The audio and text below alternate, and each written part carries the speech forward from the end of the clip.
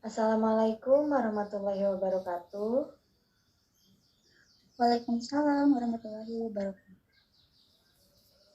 Kami dari kelompok 5 yang mana beranggotakan Ibu Atik Mustika, Ibu Dewi Nur Aisyah, Ibu Fitria Ulfa, Ibu Lita Rianti, Ibu Rianita, dan saya sendiri Elis Nur Aisyah akan membahas tentang konseling kesehatan mental.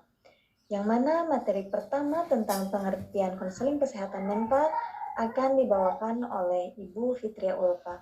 Waktu dan tempat dipersilahkan. Oke, baik. Terima kasih kepada moderator. Selanjutnya saya akan menjelaskan mengenai pengertian dari konseling kesehatan mental. Nah, di sini dijelaskan bahwa konseling kesehatan mental ini adalah profesi yang khusus karena kurikulumnya mencakup dari psikodiagnosis, psikopatologi, dan juga rencana perawatan. Nah, afiliasi kolaboratifnya dengan ACA atau American Counseling Association. Nah, untuk psikodiagnosis ini merupakan studi ilmiah tentang berbagai metode untuk membuat diagnosis psikologis. Nah, dengan tujuannya yaitu agar dapat memperlakukan manusia dengan lebih tepat. Nah, sedangkan bahwa psikopatologi ini diartikan sebagai kajian ilmiah mengenai gangguan jiwa atau perilaku. Psikologi ini studi tentang penyakit mental, tekanan mental, dan juga abnormal atau perilaku maladaptif. Lalu apa itu perilaku maladaptif? Nah, perilaku maladaptif ini perilaku seorang anak yang sudah tidak bisa sudah di luar nalar gitu. Jadi contohnya itu seperti dia suka marah-marah.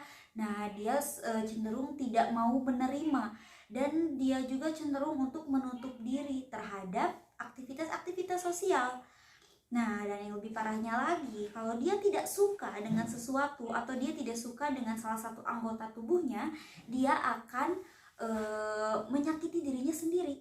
Dan yang lebih parah lagi, dia itu bisa menggunakan zat-zat penyalahgunaan yang berbahaya seperti nafza, narkotika, dan juga zat psikotroplika.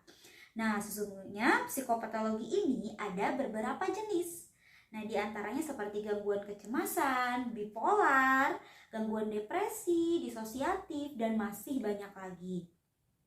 Nah, lalu yang dimaksud dengan rencana perawatan atau planned maintenance ini merupakan kegiatan perawatan yang dilaksanakan berdasarkan perencanaan terlebih dahulu.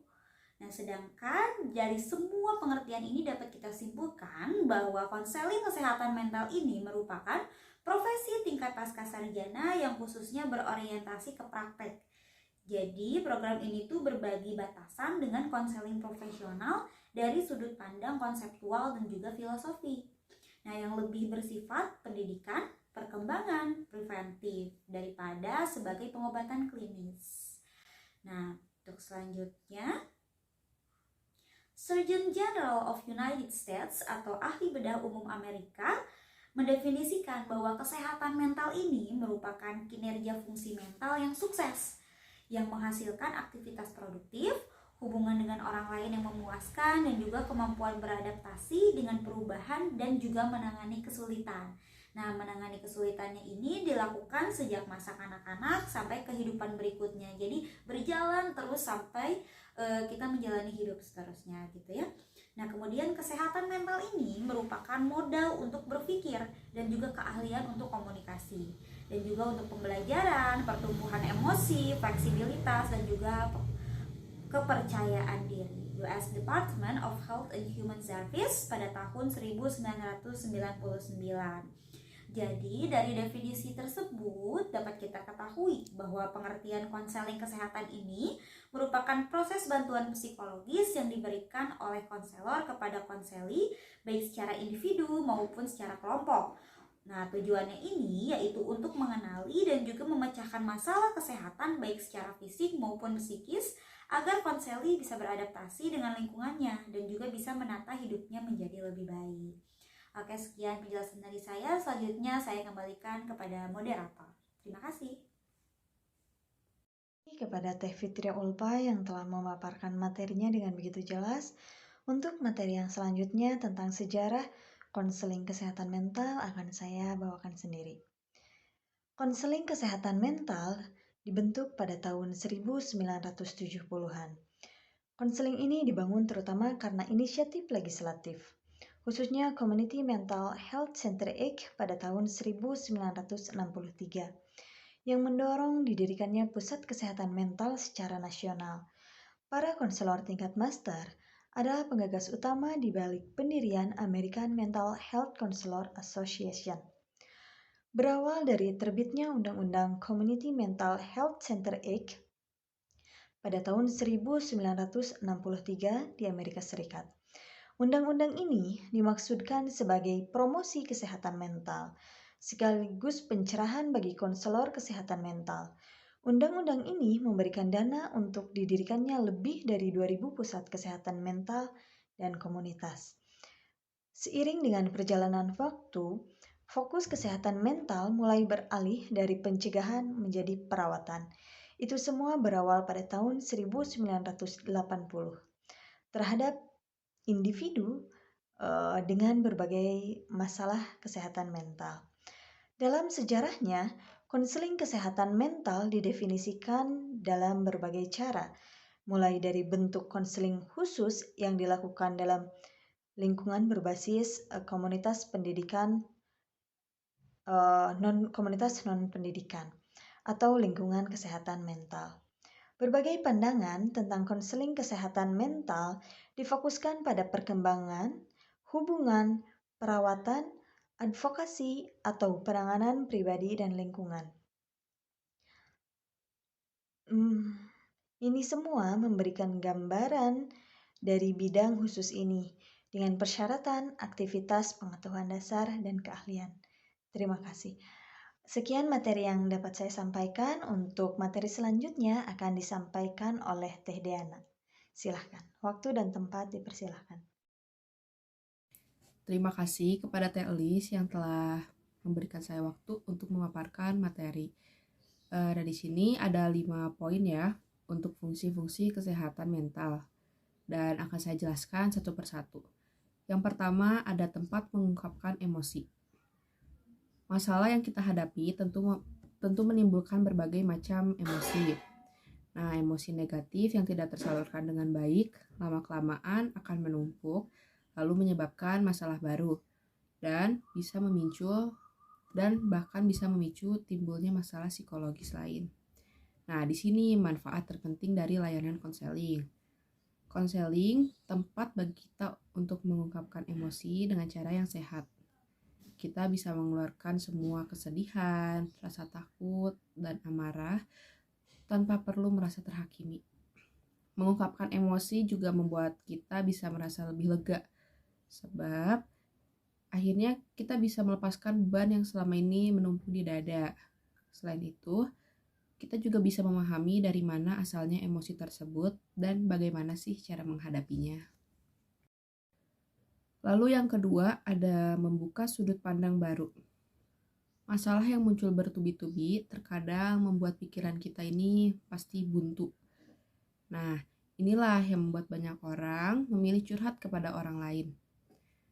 Sebenarnya mereka berusaha mencari sudut pandang baru karena mereka itu kesulitan mencari solusi dari masalah tersebut. Konseling ini bisa memberikan sudut pandang lain bahkan yang belum pernah kita pikirin selama ini. Saat konseling, kita mendapatkan manfaat dari mengobrol dengan terapis. Ini membuat kita dan terapis saling memahami pandangan satu sama lain. Terapis juga membantu melihat masalah kita dari kejauhan, bukan sebagai kita yang sedang mengalaminya. Dengan begitu, kita bisa melihat celah ataupun hal lain yang bisa membantu kita menyelesaikan masalah. Lalu poin yang ketiga ada menggali masalah sekaligus solusinya. Nah, setelah kita paham nih masalahnya dari mana, sekarang saatnya mencari gimana nih cara ngatasin ini semua. Mencari solusi ini gak mudah ya tentunya. Oleh sebab itu, terapis akan bekerja sama dengan kita melalui sesi konseling. Konseling membantu kita mencari solusi tanpa diliputi rasa cemas atau sedih yang meluap-luap. Bahkan sekalipun masalahnya tuh belum selesai. Emosi negatif ini memang belum hilang, Tetapi terapis ini membantu kita untuk mengelolanya melalui terapi. Nah, begitu emosi negatif ini terkendali, kita bisa mencari solusi karena pikiran kita tentunya lebih jernih ya. Menuntaskan masalah tentu perlu waktu, tapi setidaknya kita ini sudah tahu apa saja sih yang harus kita lakukan. Lalu poin keempat itu menjaga kesehatan fisik. Manfaat konseling juga berpengaruh pada kesehatan fisik kita. Biasanya mereka yang mengalami stres dan rasa cemas yang berlebih sering banget susah tidur, terus berat badannya terkadang turun, susah konsentrasi, ataupun keluhan-keluhan lain yang kita tuh nggak sadar kalau ini tuh dari pikiran. Konseling ini memang fokus pada kesehatan jiwa, tetapi metode ini turut membantu kita untuk membuat lebih sehat dan bahagia. Konseling juga membuat kita merasa terhubung dengan orang lain sehingga kita nih nggak ngerasa kesepian. Rasa bahagia yang kita peroleh dari konseling berdampak positif bagi tubuh. Berbagai penelitian telah membuktikan bahwa rasa bahagia bisa meningkatkan fokus, lalu menjaga sistem imun, memberikan energi, bahkan bisa membuat umur kita lebih panjang. Nah, poin yang terakhir, poin kelima, yaitu membantu Anda menjalani kehidupan sehari-hari.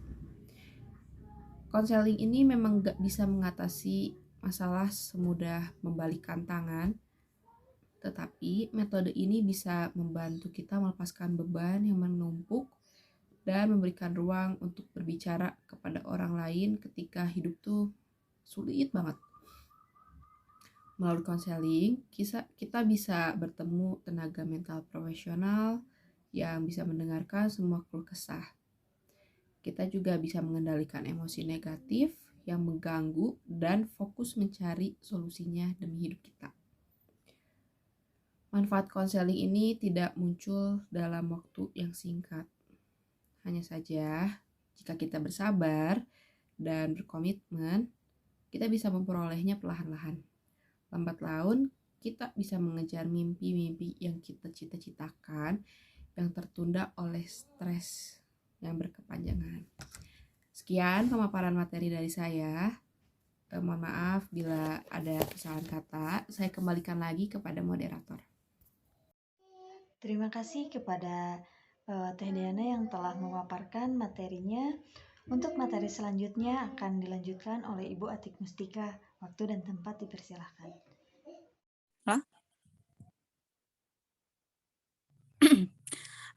Sebelumnya saya ucapkan terima kasih kepada moderator Teh Elis. Di sini saya akan melanjutkan materi mengenai teori dan aplikasi konseling kesehatan. Cara konselor kesehatan mental menggunakan teknik dan teori di dalam praktik mereka sangat bervariasi. Pemilihan teori dilakukan oleh konselor kesehatan mental berdasarkan pada kebutuhan klien. Secara umum, literatur konseling kesehatan mental difokuskan pada dua masalah utama yang memiliki dampak teoritis sebagai berikut. Yang pertama yaitu pencegahan dan peningkatan kesehatan mental. Kemudian yang kedua yaitu perawatan kelainan dan disfungsi. Dalam sejarah konseling, pencegahan dan peningkatan layanan kesehatan mental menjadi penekanan filosofis yang utama. Banyak konselor kesehatan mental yang secara aktif terlibat dalam jenis program pencegahan primer melalui tinggi, gereja, komunitas, pusat kesehatan publik, serta pribadi. Menurut Hall dan Torres, pada tahun 2002, merekomendasikan dua model pencegahan primer yang tepat untuk diterapkan pada remaja dengan skala komunitas. Keduanya adalah model pencegahan konfigural dari Bloom pada tahun 1996 dan formula insidensi Albi dan Golota pada tahun 1997. Nah, model Bloom ini berfokus pada tiga hal. Apa saja itu? Yang pertama, konselor harus bekerja untuk meningkatkan kekuatan individu dan mengurangi keterbatasan individu. Kemudian, yang kedua, mereka harus meningkatkan dukungan sosial, contohnya melalui orang tua dan teman sebaya, dan mengurangi tekanan sosial. Kemudian, yang ketiga ataupun yang terakhir yaitu variabel lingkungan seperti kemiskinan, bencana alam, dan program komunitas bagi remaja harus diatasi. Sedangkan model ALBI ini memiliki skala global dan menekankan bahwa konselor harus mengurangi efek negatif dari biologi dan stres. Sementara pada saat meningkatkan efek positif dan dari keahlian remaja dalam menghadapi masalah, harga diri, dan sistem dukungan. Nah, kedua model ini membutuhkan kemauan konselor untuk membangun jaringan dengan lembaga dan individu yang lain. Kemudian konselor juga harus meluangkan waktu dan energi yang cukup banyak dalam membuat program yang mungkin tidak langsung memberikan hasil. Tentu saja program ini tidak langsung menemukan hasil ya, sehingga sebagai seorang konselor kita harus banyak meluangkan waktu dan energi yang cukup banyak. Kemudian menurut Hersenson pada tahun 1982 menyebutkan karena konseling berawal dari suatu model yang berdasarkan pada perkembangan yang sehat, maka dapat diharapkan bahwa tujuan konseling yaitu untuk meningkatkan perkembangan yang sehat pada klien akan bisa diperoleh. Mungkin sekian penjelasan dari saya. Selanjutnya akan dilanjutkan oleh Bu Lita. Terima kasih. Ya, terima kasih kepada Bu Atik. Selanjutnya, dalam sebuah artikel penting mengenai perkembangan pribadi yang sehat, menurut Health tahun 1980, menggarisbawahi model pematangan yang sehat dan komprehensif, dia mengatakan bahwa menurut riset, kematangan psikologi di waktu remaja merupakan prediktor utama dari kesehatan mental sewaktu dewasa dan adaptasi terhadap dunia kerja. Selain itu, tingkat kematangan dewasa berhubungan dengan keharmonisan seksual dalam pernikahan serta adaptasi terhadap pekerjaan. Health selanjutnya mengajukan prinsip-prinsip praktik umum yang dapat diterapkan konselor dalam meningkatkan perkembangan klien. Nah, untuk meningkatkan perkembangan klien ini, Health menyebutkan ada 4 poin, diantaranya mendorong latihan antisipasi kalau harus melakukan adaptasi baru, kemudian membutuhkan eksternalisasi yang konstan dari apa yang dipelajari dan koreksinya melalui tindakan. Kemudian membolehkan seseorang untuk mengalami konsekuensi dari keputusan dan tindakan yang diambilnya. Kemudian yang terakhir itu menghargai dan memantapkan kekuatan. Penguatan menurut prinsip-prinsip perilaku sangat penting untuk pembelajaran baru. Kemudian slide selanjutnya. Nah, di sini menurut Hubert tahun 1983 meringkas hasil riset dari bidang yang lebih menarik. Dia mencatat bahwa lingkungan memiliki karakter seperti manusia. Beberapa lingkungan dominan dan kaku, sementara sebagian lainnya itu fleksibel. Nah, untuk dapat memanfaatkan pandangan ekologi sosial dengan efektif, konselor kesehatan mental harus melakukan hal-hal seperti mengenali masalah sebagai sesuatu yang pada pokoknya berhubungan dengan lingkungan tertentu. Beberapa lingkungan mendatangkan atau mendorong perilaku khusus, kemudian memperoleh persetujuan dari klien dan pihak bermakna lainnya yang berada di lingkungan klien, lebih mudah untuk melihat suatu kesulitan sebagai sekadar persoalan yang berhubungan dengan individu, kemudian mengukur kedinamisan variabel di dalam suatu lingkungan, menyelenggarakan perubahan sosial dan inisiatif penghakiman sosial jika dibutuhkan. Konselor pun dapat membantu klien dengan metode-metode khusus untuk meningkatkan lingkungan sekarang ini. Kemudian yang terakhir, mengevaluasi hasilnya. Tidak ada cara tunggal untuk melakukannya, namun semakin jelas klien mengutarakan kriterianya mengenai lingkungan ideal, semakin baik juga kemungkinan evaluasinya. Nah, di sini ada menurut O'Donnell itu tahun 1988, secara keseluruhan yang ditekankan dalam pencegahan kesehatan mental adalah kesejahteraan positif. Artinya aktivitas yang berhubungan dengan kesehatan baik pencegahan maupun remediasi dan mempunyai nilai terapi bagi individu yang melakukannya secara konsisten. Mungkin sekian pemaparan dari saya, untuk selanjutnya saya kembalikan kepada moderator. Terima kasih kepada Ibu Lita Rianti yang telah memaparkan materinya. Untuk materi yang terakhir akan dibawakan oleh Ibu Dewi Nur Aisyah. Waktu dan tempat dipersilahkan. Terima kasih Ibu Lita. Saya akan menjelaskan tentang pencegahan sekunder dan tersier. Nah, selain pencegahan primer, konselor kesehatan mental berkonsentrasi pada pencegahan sekunder dan tersier. Pencegahan sekunder yaitu mengendalikan masalah kesehatan mental yang sudah ada di permukaan tetapi belum parah. Nah, fokus pelayanan kesehatan mental pada tingkat pencegahan sekunder yaitu mendeteksi dini masalah psikososial dan gangguan jiwa serta penanganannya segera. Nah, tujuannya adalah mencegah atau menurunkan kejadian gangguan kesehatan mental yang serius. Kemudian ada pencegahan tersier. Nah, pencegahan tersier adalah mengendalikan masalah kesehatan mental yang serius agar tidak menjadi kronis atau mengancam kehidupan. Atau fokus pelayanannya pada peningkatan fungsi dan sosialisasi serta pencegahan kekambuhan pada pasien gangguan mental atau jiwa. Nah, biasanya aktivitas pencegahan tersier salah satunya bisa diadakan dengan program dukungan sosial dengan menggerakkan sumber-sumber di masyarakat seperti tokoh masyarakat, teman atau tetangga. Contohnya dengan bisa melakukan kegiatan pendidikan kesehatan tentang perilaku dan sikap masyarakat terhadap penerimaan orang yang mengalami gangguan mental. Nah, tidak sampai di situ. Pada kasus semacam ini berbeda dengan pencegahan primer.